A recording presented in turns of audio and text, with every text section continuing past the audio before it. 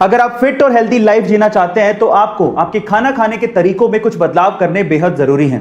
उसमें से सबसे पहला बदलाव है आपको ठंडा खाना खाने की आदत छोड़नी पड़ेगी। बहुत से ऐसे लोग हैं जो कि खाने को भी ठंडा करके खाते हैं, पता नहीं क्यों, लेकिन उससे आपके डाइजेशन सिस्टम पे प्रभाव पड़ता है। आपके डाइजेशन सिस्टम को ज्यादा समय और ज्यादा एनर्जी लगती है खाना पचाने में। इसके अलावा भरपेट खाना भी नहीं खाना चाहिए, कुछ तो पेट को खाली छोड़ना ही चाहिए। आयुर्वेद ये कहता है कि भरपेट खाना ना खाने से आपका खाना बड़े आसानी से पचता है। और दूसरा, आपको व्हाइट राइस कितने भी पसंद हो, अगर आप वेट को लूज करना चाहते हैं तो आपको व्हाइट राइस यानी कि सफेद चावल छोड़ने पड़ेंगे। हाँ, इसकी जगह पे आप ब्राउन राइस खा सकते हैं, क्योंकि ब्राउन राइस में व्हाइट राइस के मुकाबले आधी ही कैलोरी होती है। गाइस, आपको ये हेल्थ टिप कैसे लगे कमेंट सेक्शन में जरूर लिखें। आम को फलों का राजा कहा जाता है और सीजन आने पर हर कोई इसके स्वाद का मजा लेना चाहता है, लेकिन जिसे शुगर या डायबिटीज है वो चाहकर भी इसके स्वाद का मजा नहीं ले पाते।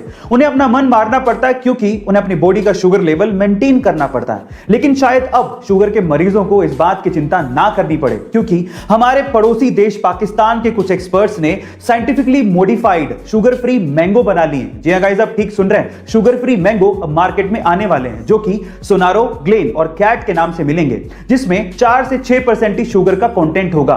तो अब शायद शुगर के मरीज आम का मजा ले पाए। गाइस, क्या आपको इसके पहले तक इफेक्ट पता था? और अगर नहीं पता था तो कमेंट सेक्शन में जरूर लिखिएगा। इंग्लिश में ऐसे बहुत से वर्ड्स हैं जिनके बारे में हमें अच्छे से पता नहीं होता, इसी वजह से हम उन्हें गलत तरीके से इस्तेमाल करते हैं। उन्हीं में से 2 वर्ड्स हैं पॉइजनस एंड वेनमस। गाइस, मान लीजिए कि आपने कोई ऐसी चीज खाई है या फिर ऐसा कोई एनिमल खाया है जो कि जहरीला है, जिसकी वजह से आपकी मौत हो गई है। इन दैट केस वो चीज या फिर वो एनिमल आपके लिए है पॉइजनस। लेकिन अगर कोई एनिमल आपको बाइट करे या खाए और उसकी वजह से आपकी मौत हो जाए, इन दैट केस वो आपके लिए पॉइजनस नहीं है, वो आपके लिए है वेनमस। जैसे कि स्नेक आपके लिए है वेनमस। क्या इसके पहले तक इफेक्ट आपको पता था? और अगर नहीं पता था तो कमेंट सेक्शन में जरूर लिखिएगा। एक मां अपने बच्चों के लिए कुछ भी कर सकती है और कुछ ऐसा ही किया यूपी के वाराणसी की 75 साल की अमरावती देवी ने अपने बेटे के लिए, जिसका बेटा आज से 4 साल पहले फ्रूट की गाड़ी लेके नेपाल जा रहा था, लेकिन रास्ते में ही सामने वाली गाड़ी से उसका एक्सीडेंट हो गया और सामने वाले की मौत हो गई। तब नेपाल पुलिस ने उस बेटे को पकड़ लिया, लेकिन बेटे का नेपाल पुलिस से यह कहना था कि एक्सीडेंट उसकी वजह से नहीं बल्कि पीछे से आने वाली गाड़ी की वजह से हुआ। लेकिन नेपाल पुलिस ने इसका यकीन नहीं किया और उसे जेल में डाल दिया।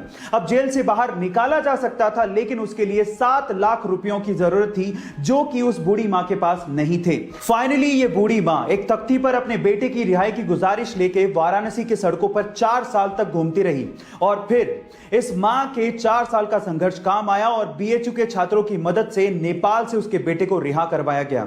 आपको इस मां के संघर्ष की कहानी कैसे लगी चैट सेक्शन में जरूर लिखिएगा। सक्सेस किसे कहते हैं या आज इस वीडियो में मैं आपको सिर्फ बताऊंगा नहीं बल्कि दिखाऊंगा भी, तो चलो दिखाता हूं। 1994 के आपकी अदालत के एक इंटरव्यू में शाहरुख खान को बुलाया गया। जब शाहरुख खान गैलरी से एंटर हो रहे थे तो वहां पर बैठा एक भी शख्स ना खड़ा हुआ ना तालियां बजाई। शाहरुख खान अंदर गए, सबके सामने हाथ जोड़कर अभिवादन किया और अपनी सीट पे जाके बैठ गए।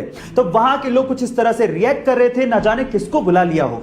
लेकिन 21 साल बाद साल 2015 में जब शाहरुख खान को आपकी अदालत के इंटरव्यू में दोबारा बुलाया गया तो दीवानगी का आलम कुछ अलग लेवल पे था। लोग खड़े हुए, सीटियां बजाई, तालियां बजाई और शाहरुख खान का अभिवादन किया। गाइस, इसी दिन के लिए तो हर इंसान जी तोड़ मेहनत करता है। वो कहते हैं ना, खुद ही को कर बुलंद इतना कि खुदा बंदे से खुद पूछे बता तेरी रजा क्या है। इस अंग्रेजी ने हमारी जान तो निकाल ही रखी है और ये अंग्रेजी अंग्रेजों को भी नहीं छोड़ेगी, देख लेना। अब ऐसे ही कुछ एक फनी इंसिडेंट हुआ जिसे सुनने के बाद आपको बहुत हंसी आएगी। अब आपको भी पता है कि अमेज़न पे सब कुछ बिकता है, तो अमेज़न पे गोबर के उपले भी बिक रहे थे, जिसको उन्होंने अंग्रेजी में मेंशन कर रखा था। अंग्रेजी में गोबर के उपलों को होली काउ डंग केक लिखा हुआ था। इसका मतलब लास्ट में था केक।